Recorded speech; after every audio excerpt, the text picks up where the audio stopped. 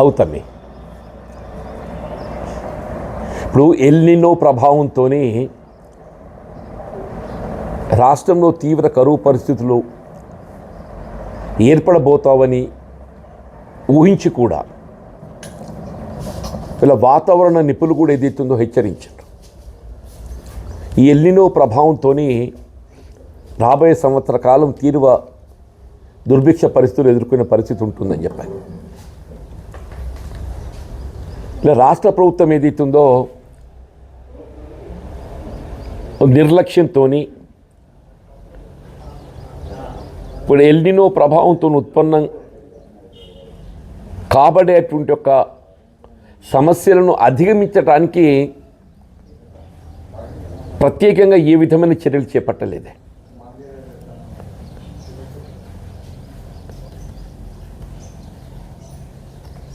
ఇవాళ ఏదైతుందో ఆనాడు ఇక్కడ ప్రాణహిత నదీ జలాలు మనకు కన్నెపల్లి పంప్ హౌస్ నుండి 93.5 మీటర్ లెవెల్ ప్రవాహం కొనసాగినప్పుడు ఏదైతుందో ఎగువకు అంటే మేడిగడ్డ నుండి సుందిళ్లకు అన్నారంకి వెళ్ళి సుందిళ్లకు ఎత్తిపోసే అవకాశం ఉన్నప్పటికీ కూడా వీళ్ళ రేవంత్ రెడ్డి గారు ఇంతవరకు భేషజాలకు పోయి ఎక్కడ కన్నపల్లి పంప్ హౌస్ నుండి నీటిని ఎగువకు తరలిస్తే వీళ్ళ కాళేశ్వరం ప్రాజెక్టు యొక్క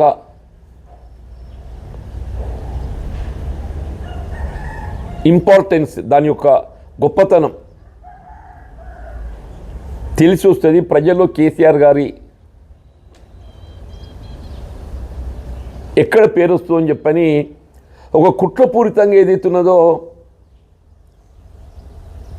వీళ్ళు నిర్లక్ష్యం చేయడం జరిగింది. సరే, అదృష్టం, వీళ్ళ అల్పపీడన ప్రభావం, ప్రకృతి ఏదైతున్నదో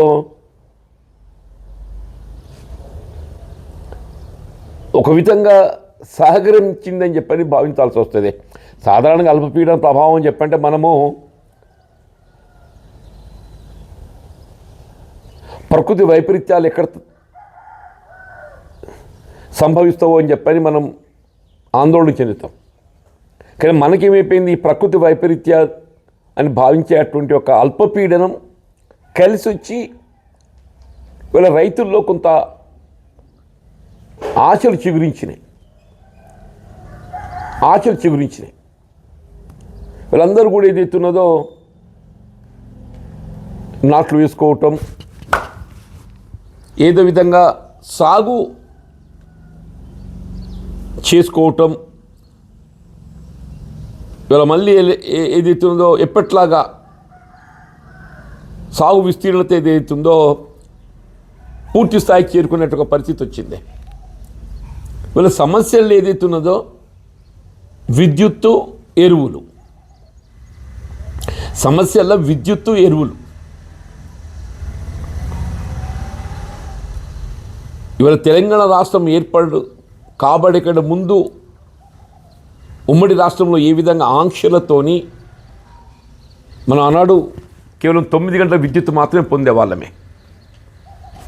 ఇలా తెలంగాణ రాష్ట్రం ఏర్పడ్డ తదుపరి కేసీఆర్ గారు ముఖ్యమంత్రిగా బాధ్యతలు చేపట్టడంతో ఇలా తెలంగాణ ప్రాంతం ఇక్కడ రైతాంగం ఏదైతుందో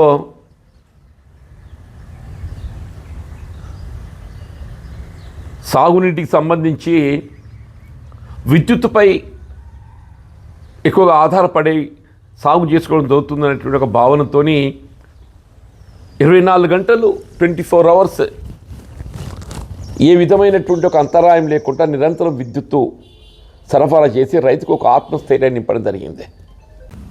గతంలో తెలంగాణ రాష్ట్రం ఏర్పడ్డ తదుపరి కేసీఆర్ గారు ముఖ్యమంత్రి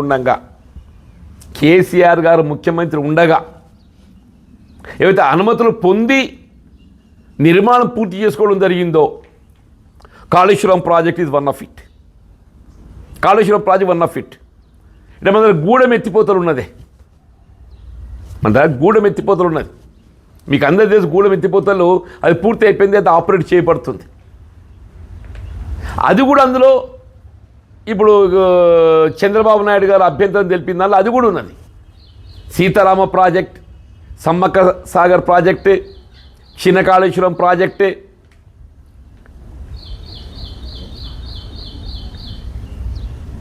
అంటే వీళ్ళు చంద్రబాబు నాయుడు గారి ఒంటి కన్ను విధానం, ఆయన ఒంటి కన్ను విధానం అని చెప్పేది ఏంటి, నాకు తెలంగాణ ఆంధ్ర రాష్ట్ర రెండు సమానమే, నాకు రెండు కన్ను సమానమే అని చెప్తారు కదా. ఆ రెండు కన్ను సమానమని చెప్పేది ఏదైతుందో ఇలా ఒంటి కన్ను విధానం కనపడుతుంది. రెండు కన్ను సమానం అని చెప్పేటోడివి నువ్వు తెలంగాణ రాష్ట్రం అనుమతులు పొందిన ప్రాజెక్టులకు ఎందుకు అభ్యంతరాలు జరుగుతుందో.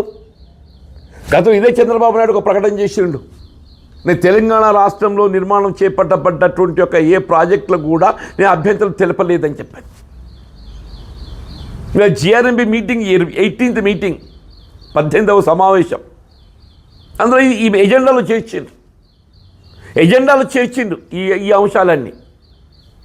అంటే చంద్రబాబు నాయుడు గారి ఒంటి కన్ను విధానం, ఆయన ఒంటి కన్ను విధానం, ఆయన తెలంగాణ పట్ల ఏదైతుందో ఇంకా కూడా ఆయన ఈర్ష్యా ద్వేషాలు, ఇంకా ఆయన ఏ విధంగా విషయం కక్కుతుండనేది కనబడుతుంది, ఏ విధంగా విషయం కక్కుతుండనేది కనబడుతుందని చెప్పి అంటున్నా. మరి రేవంత్ రెడ్డి గారు ఎందుకు సైలెంట్ ఉంటుండో నాకు అర్థం కావటం లేదు. నీకు రాష్ట్ర ప్రయోజనాలు ప్రధానమా, లేక చంద్రబాబు నాయుడు ఆధిపత్యం? నువ్వు రాష్ట్ర ప్రయోజనాలు కాపాడడం నీకు ప్రధానంగా ఉండాలి. ఎక్కడ చంద్రబాబు నాయుడు కోపం అవుతుందో అని చెప్పని నువ్వు తెలంగాణ యొక్క ఇంట్రెస్టే బలి పెడతా అని చెప్పంటే ఎవరు చూస్తూ ఊరుకోరు అని చెప్పి అంటున్నా.